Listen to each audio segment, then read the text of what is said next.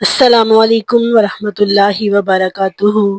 اللہ تعالیٰ نے ہر چیز کا ایک وقت مقرر کر رکھا ہے، اور دنیا میں جو زندگی انسان کو دی ہے وہ ایک چانس ہے، وہ دوبارہ نہیں ملنی۔ اور اس دنیا کی زندگی میں آج اگر ہم اپنا جائزہ لیں تو ہماری پائرورٹیز کیا ہوتی ہیں، اور ہماری نظر میں سکسیسفل انسان وہ ہے جس نے بہت زیادہ بینک بیلنس اکٹھا کیا ہو، اور بڑی گاڑی ہو، بڑا گھر ہو، اور اس کے اکاؤنٹ میں اچھی خاصی اٹریکٹیو بیلنس ہونا چاہیے، تو وہ شخص ہماری نظر میں کامیاب ہے۔ اور اللہ تعالیٰ نے فرمایا، یعنی ہم یہ سوچتے ہیں، ہم یہ کہتے ہیں کہ ایک چانس اللہ تعالیٰ نے دیا ہے تو اس میں کامیابی کا معیار بہرحال اب ہم لوگوں نے، مسلمانوں نے بھی اسی کو سمجھ رکھا ہے۔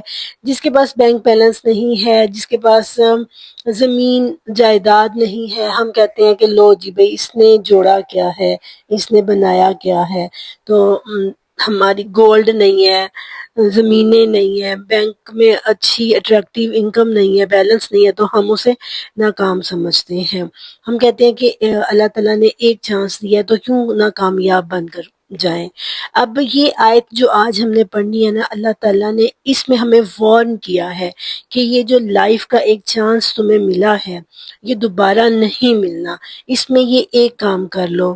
اگر یہ ایک کام نہیں کرو گے تو کوئی چیز بھی آخرت میں تمہارے کام نہیں آنے والی، کچھ بھی تمہیں اللہ کے عذاب سے اور آخرت کے دن کی سختیوں سے کوئی چیز بچا نہیں سکے گی۔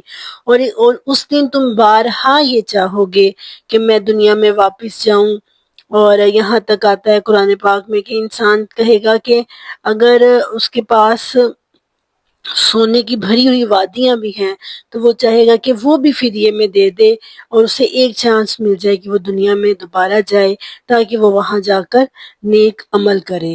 اور قرآن پاک میں بھی ایک مقام پر آتا ہے نا، فَإِذَا نُفِخَ فِي الصُّورِ فَلَا أَنْسَابَ بَيْنَهُمْ يَوْمَئِذٍ وَلَا يَتَسَاءَلُونَ، کہ جس دن سور میں پھونک دیا جائے گا تو پھر کوئی رشتے کام نہیں آئیں گے، اور نہ ہی آپس میں وہ ایک دوسرے سے سوال کریں گے۔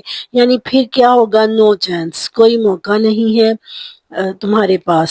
اب وہ کیا کام ہے جو اللہ نے کہا ہے کہ وہ وقت آنے سے پہلے پہلے کر لو؟ وہ ایک کام آج ہم نے اپنی پائرورٹی چینج کرنے کی وجہ سے ہم نے اس کو بہت حد تک فراموش کر دیا ہے۔ آئیے دیکھتے ہیں آیت نمبر 254 میں کہ وہ کون سا کام ہے جو اللہ نے کہا ہے ہمیں کرنے کے لیے۔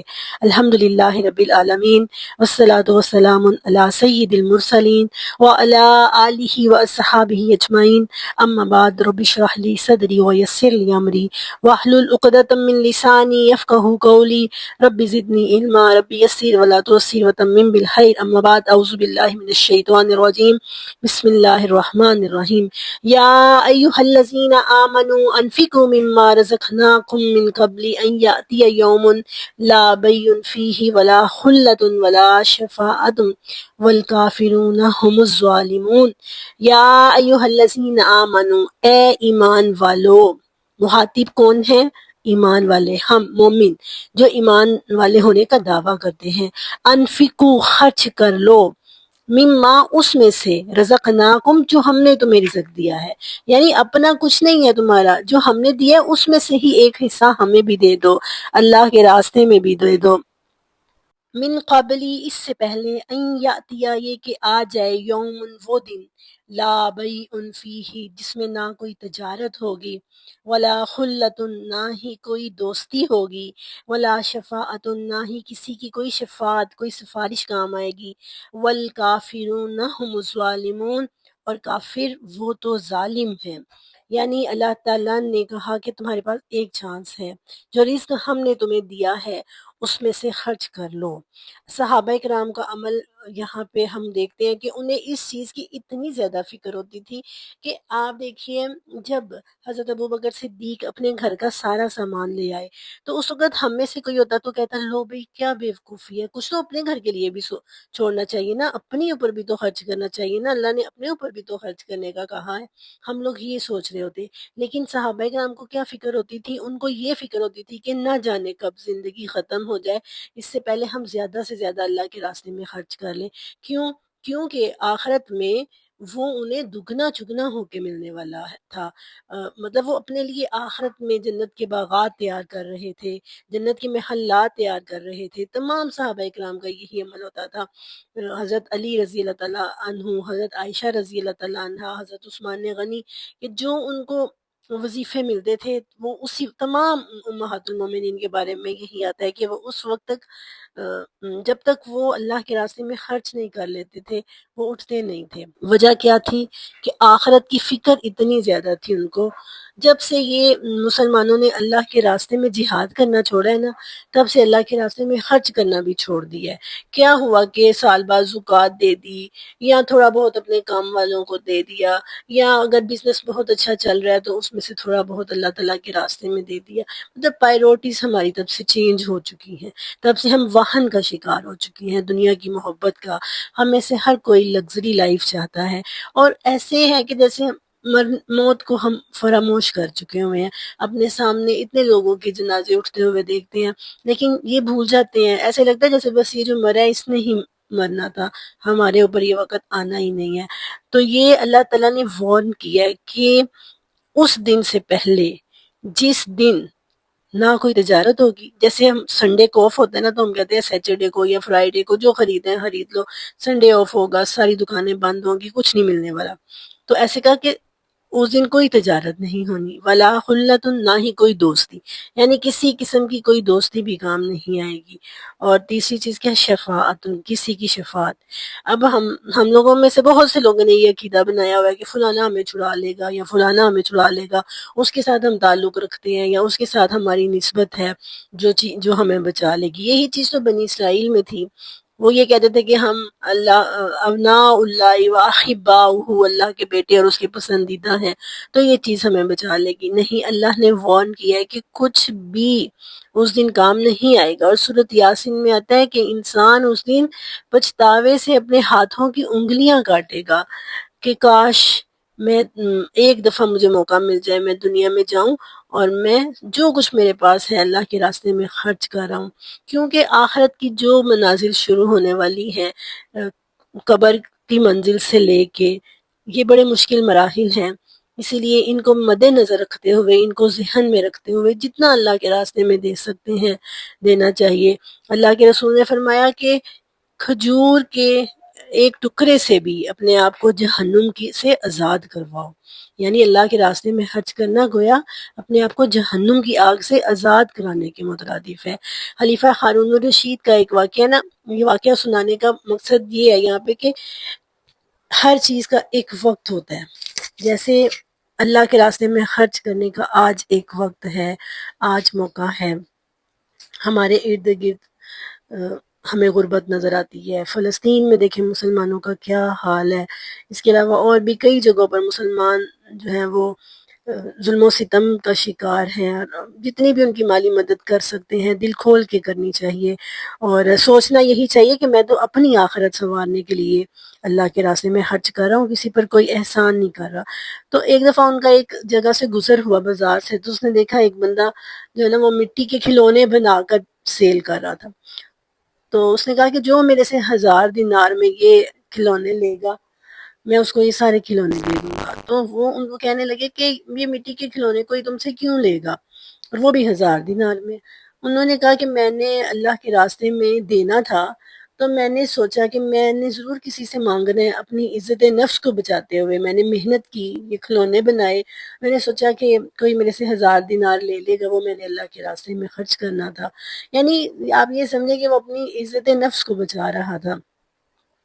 وہ گزر گئے وہاں پہ، انہوں نے کوئی اہمیت نہ دی، انہوں نے کہا بھلا یہ کھلونوں کا کسی نے کیا کرنا ہے۔ رات گھر گئے تو رات کو خواب میں کیا دیکھتے ہیں؟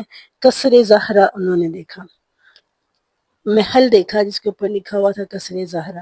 زہرا ان کی وائف کا نام تھا، اور یعنی ان کو اپنی وائف کا محل دکھایا گیا خواب میں۔ تو انہوں نے اپنی وائف کے پاس گئے اور پوچھا کہ کیا ایسا عمل ہے جو تم نے کیا ہے کہ مجھے خواب میں تمہارا محل دکھایا گیا ہے؟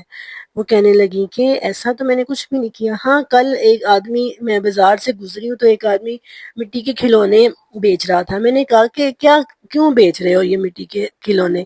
تو وہ کہنے لگا کہ اللہ کے راستے میں کچھ رقم چاہیے جو میں نے دینی ہے، تو مجھے صرف یہی ایک راستہ نظر آیا، میں نے مٹی کے کھلونے بنایا اور میں نے کہا یہ بیچ دیتا ہوں۔ تو کہتے ہیں کہ میں نے کہا یہ بندہ تو اپنی عزت نفس بچا رہا ہے کہ مانگنا نہ پڑے کسی سے۔ تو کہتی ہے میرے پاس جتنے بھی دینار تھے، جتنے دینار اس وقت میرے پاس تھے، میں نے وہ سارے اس کو دے دیے، ساری اشرفیوں سے بڑی ہوئی تھیلی دے دی، پتہ نہیں اس کو 1000 چاہیے تھے، انہوں نے کتنے دے دیے۔ تو اس نے کہا اوہو وہ بندہ تو مجھے بھی نظر آیا تھا، یعنی وہ نیکی تم نے کما لی ہے۔ اب اس نے کیا کیا، وہ بھاگا بازار کی طرف، 3-4 ہزار دینار لے کے گیا اور جا کے اس شخص کو کہتا ہے کہ یہ لو، یہ دینار لے لو اور مجھے بھی مٹی کے کھلونے دو۔ اس نے کہا کہ نہیں، اب نہیں، ٹائم تو گزر چکا ہے۔ اور وہ کیا پچھتاتے ہوئے آگے، اس نے کہا خلیفہ صاحب اب تو ٹائم گزر چکا ہے، کل ضرورت تھی، اور کل جنہوں نے چانس ضائع نہیں کیا انہوں نے اجر کما لیا ہے۔ تو واقعہ سنانے کا مقصد یہاں پر یہ ہے کہ ہر چیز کا ایک وقت ہوتا ہے۔ اب دنیا میں یہ ایک چانس ہمیں ملا ہے نیکیاں کرنے کا، نیک اعمال کرنے کا، تو اس میں اگر ہم کر لیتے ہیں تو ہم اپنی آخرت سنوار لیتے ہیں، اپنے لیے آخرت کا دائمی اور ابدی گھر اتنی محنت کر کے، اتنا پیسہ لگا کے ہم گھر بناتے ہیں۔ ہر انسان کی خواہش ہوتی ہے لگژری گھر ہو اس کے پاس، لیکن کتنا عرصہ اس میں رہنا نصیب ہوتا ہے۔ 40 ایئرز کے بعد تو ویسے ہی ویکنیس اور بیماریاں اور یہ سب کچھ آ کے گھیر لیتا ہے، اور زیادہ سے زیادہ 20 سال، 15 سال، 10 سال، یا کوئی پتہ نہیں کس لمحے اللہ تعالیٰ کا بلاوا آ جائے اور اس کی طرف جانا پڑے، تو وہ تو پھر دائمی اور ابدی محلات ہیں، باغات ہیں، نہریں ہیں، جو اللہ تعالیٰ کہہ رہا ہے کہ آؤ اور یہ کما لو اور ہمارے ہی دیے ہوئے میں سے خرچ کرو۔ اور فرمایا کہ والکافرون هم الظالمون۔ اب یہاں پر اللہ تعالیٰ نے کافر کس کو کہا؟ یعنی جن کے اندر آخرت کی کوئی امید نہیں ہے، جو آخرت کی کامیابی کی امید جن کے اندر نہیں ہے کہ ہم آخرت میں کامیاب ہو جائیں، پھر اس امید پر وہ اللہ کی اطاعت کریں، وہ بھی کافر ہو سکتے ہیں۔ اور اس دن پر اعتقاد نہ رکھنے والے، یعنی جن کا عقیدہ آخرت کمزور ہے، وہ بھی، اور وہ بھی ہو سکتے ہیں کہ جن کو امید ہے کہ کسی نہ کسی کا سہارا، کسی کی دوستی، کسی کی شفاعت، کوئی لین دین اس دن ہمارے کام آ جائے گا۔ یہ تینوں طرح کے لوگ جو ہیں وہ کافر ہو سکتے ہیں۔